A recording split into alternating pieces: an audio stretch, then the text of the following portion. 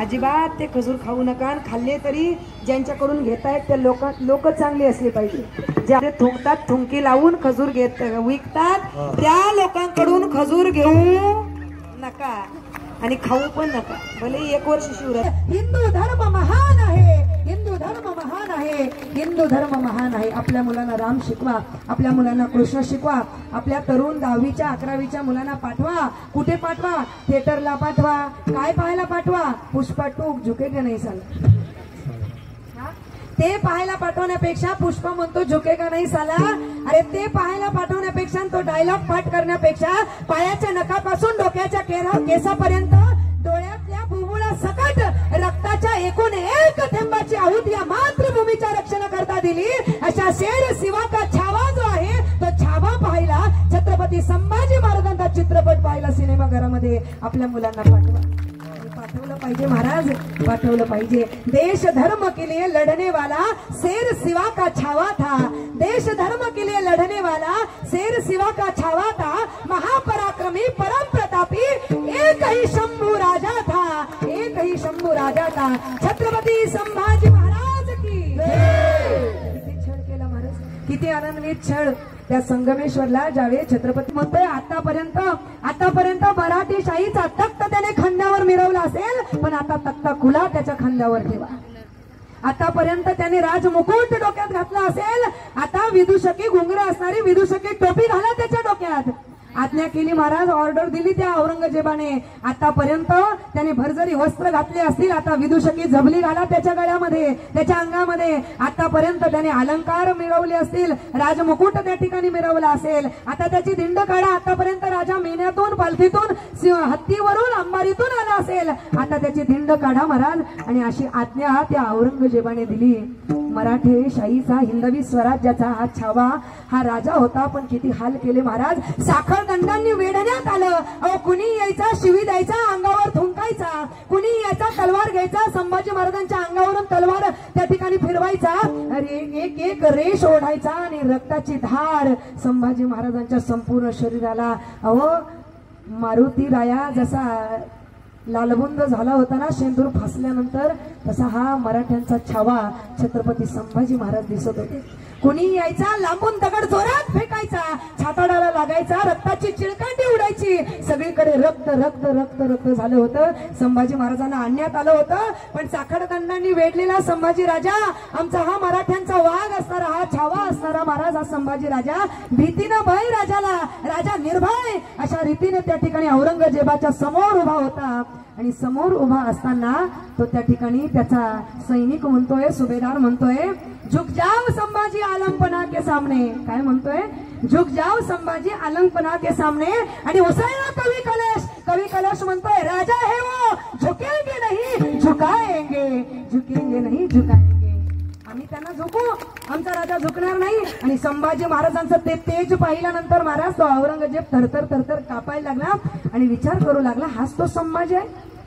मिलने आया था मुझे जब 9 साल का था ना, तब मिलने आया था मुझे आगरा में, और तब मैंने उस संभा से कहा था, संभा तुम्हें हमारा डर नहीं लगता, संभा तुम्हें हमारा डर नहीं लगता. तब तो 9 साल का था, छोटा था.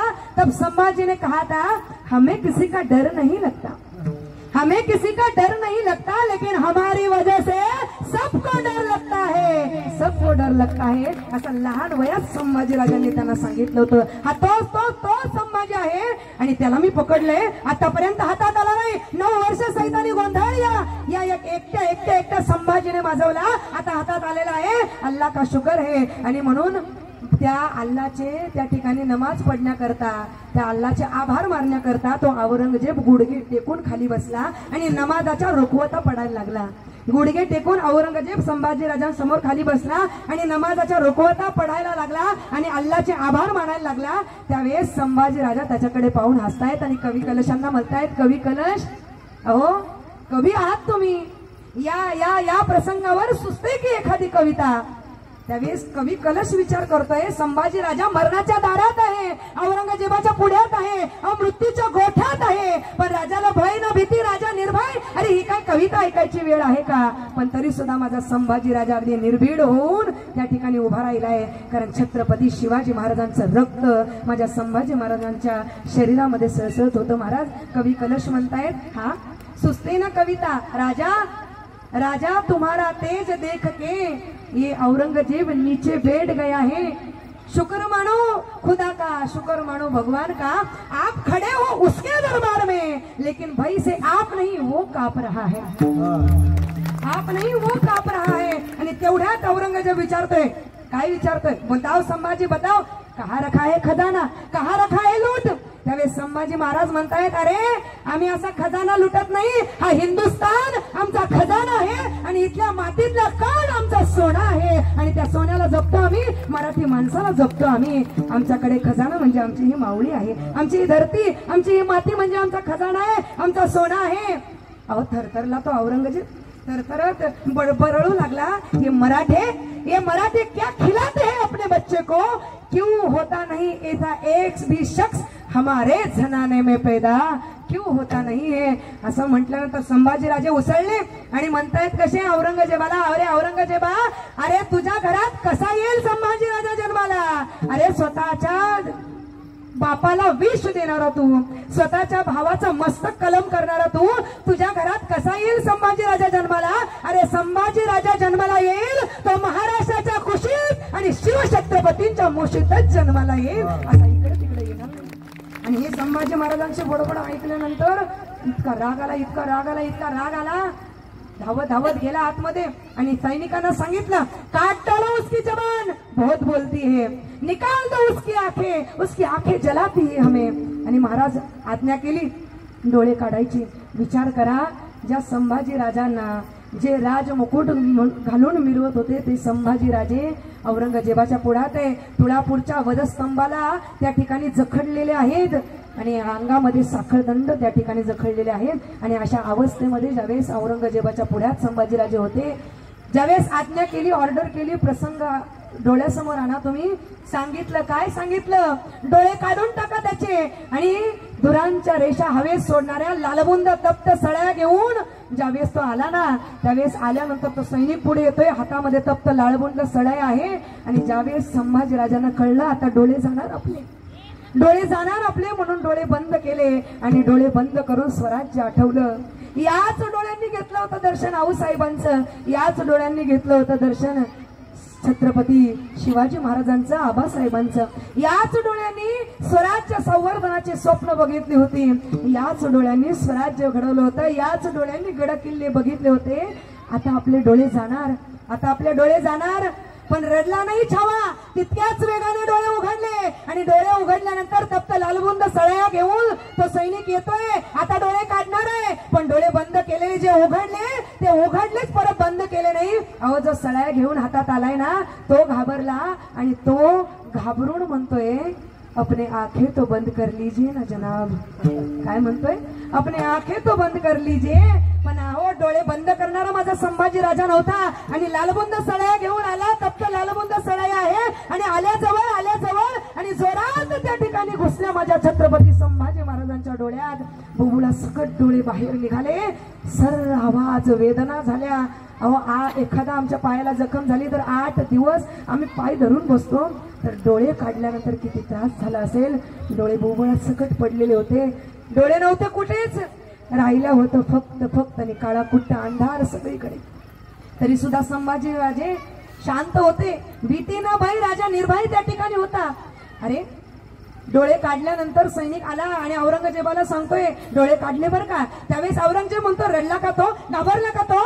त्यावेळेस सैनिक म्हणतोय, रडला नाही, घाबरला नाही, उलट जसा आहे तसा स्वाभिमानाने, ताट स्वाभिमानाने उभा आहे. अरे वाघाचा छावा येतो, असा तसा घाबरणार नाही, अहो असा तसा घाबरणार नाही. असं म्हटल्यानंतर औरंगजेबाला सडोकी पळ झाला. औरंगजेब म्हणतोय, बोलतो खूप ना, एक काम करा, जीभ छाटून टाका, त्याची जीभ कापा.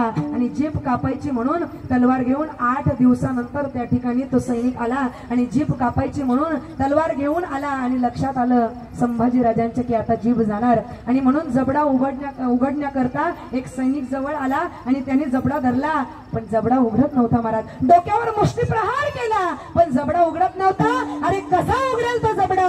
वाघा छत्रपती संभाजी महाराजांचं ते मुख आहे, वाघाच्या जबड्यात घालून हात, ही आमची ताकद दाखवणारा हा संभाजी राजा आहे. जबडा उघडणार कसा माहिती नव्हतं त्याला, आणि म्हणून काय केलं, दुसऱ्या सैनिकाने डोकं चालवलं, नाक बंद केलं, आणि नाक बंद केल्यानंतर श्वासासाठी जीव तडफडू लागला. ओठ हल्ले, जीभ बाहेर आली, आणि जशी जीभ बाहेर आली संधीचा फायदा घेतला, तलवार घेतली, सांडशी घेतली, आणि सांडशी मध्ये जीभ पकडली, आणि जीभ पकडून बाहेर काढली, हसडली जीभ, आणि तलवारीने सप जीभ कापली महाराज. आणि जशी जीभ कापली, वळवळत समोर पडलेली आहे, आणि समोर पडलेली जीभ सुद्धा संभाजी राजांपासून पोरकं व्हायला तयार नव्हती. ज्या जिभेने हर हर महादेवचा जय जयकार केला होता, ज्या जिभेने हर हर महादेवचा जय जयकार केला होता, माय भवानीचा जय जयकार केला होता, ती जीभ पडली होती समोर. ती सुद्धा शंभू राजांपासून वेगळं व्हायला तयार नव्हती. पण करणार काय, परिस्थिती अशी आली महाराज की एक एक एक सदा 1-2 दिवस नाही, तब्बल 40 दिवस अनन्वित अत्याचार शंभू राजांवर केले. अहो कोणासाठी सोसलं, कशासाठी सोसलं, का सोसलं एवढं, तर तुम्हा आम्हाला हिंदू म्हणून स्वाभिमानाने जगता यावं याच्याकरता सोसलं, याच्याकरता सोसलं. पण आज हिंदूंना याची जाणीव नाहीये, आज हिंदूंना याची जाणीव नाहीये. म्हणून हात जोडून विनंती करते, हिंदू म्हणून सावध व्हा. अहो सोडावा धर्म की सोडावा प्राण, हा प्रश्न कधीही न पडावा. सोडावा धर्म की सोडावा प्राण, हा प्रश्न कधीही न पडावा. सोडावा प्राण परी